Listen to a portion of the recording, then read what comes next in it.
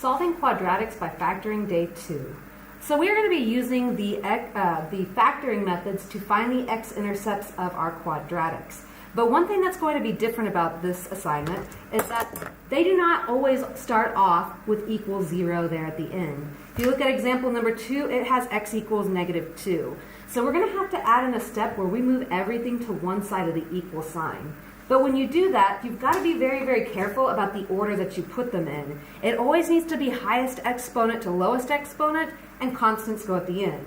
So here's what I mean. On example number 1, ignore the equal 0. That doesn't really matter. We're looking at these three terms. The one with the highest exponent is x squared, so that means -2x squared should be the first term in my problem.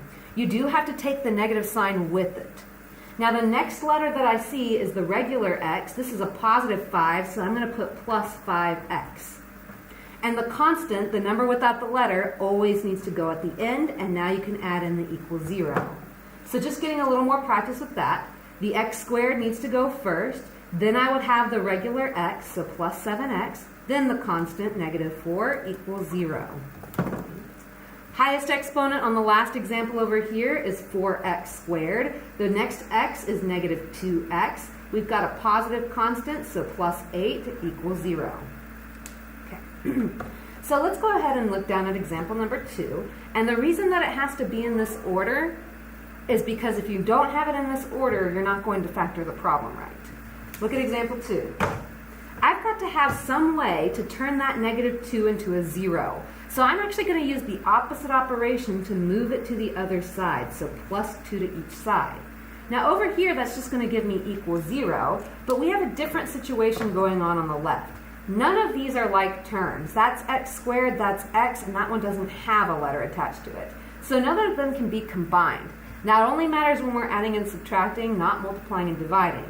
But because we can't combine anything, we're just going to have to make sure that we put it in standard form. So the highest exponent needs to go first, then the regular x, so plus 3x, and then finally the constant, the plus 2. Well, now that we have this thing in standard form on the left, we can factor the problem.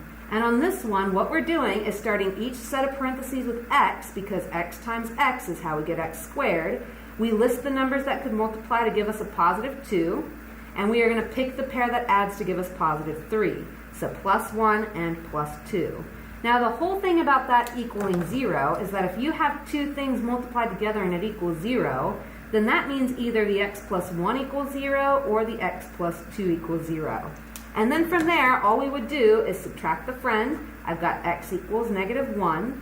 Subtract the friend over here, x equals -2.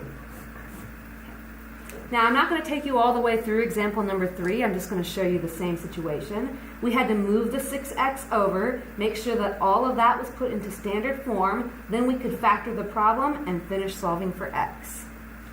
Let's look at the back.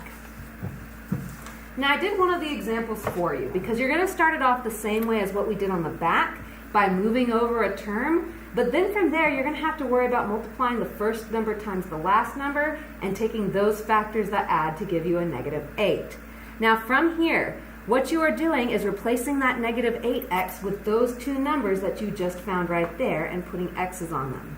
From there, we can cut the problem in half and take out the greatest common factor, divide it from each one of those terms. That's what goes in your parentheses.